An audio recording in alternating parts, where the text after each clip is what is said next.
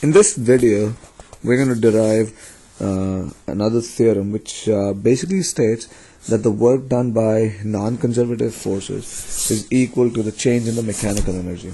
Okay. Now, in previous videos, what we've seen is that in the absence of non-conservative forces, mechanical energy is conserved. That means MEI equals MEF. But now what we're saying is that if there are non-conservative forces, then the mechanical energy of the system will change. Now, the theorem is very easy to prove, so let's go ahead and do it. So what we're going to do is we're going to begin with the fact that now we're going to say that in general, the work will be done by both conservative and non-conservative forces.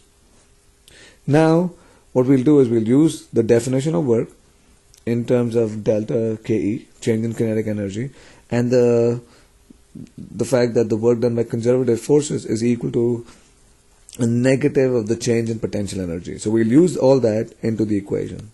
So first, we'll write but W equals KE F minus KEI and WC equals negative of PEF minus PEI.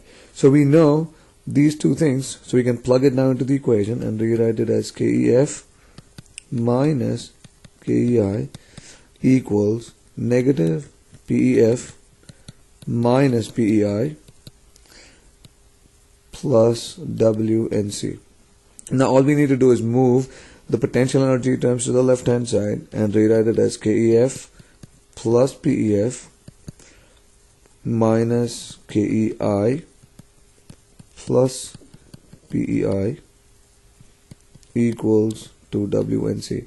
Now you probably already recognize that KE plus PE is nothing but ME.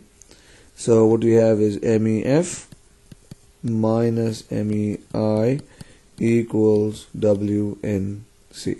So we have a simple theorem that we proved. Now this theorem is on the same footing as the work kinetic energy theorem. It does not make any assumptions about the forces. It in fact incorporates everything. So if you have friction, you can use this. If you have any non-conservative force, you can use this. And if you look at this, the mechanical energy theorem is a simple extension of this theorem where, if WNC is 0, then MEF is equal to MEI. So remember, this equation is very powerful. It incorporates everything. Alright, in the next video we will apply this theorem to some problems.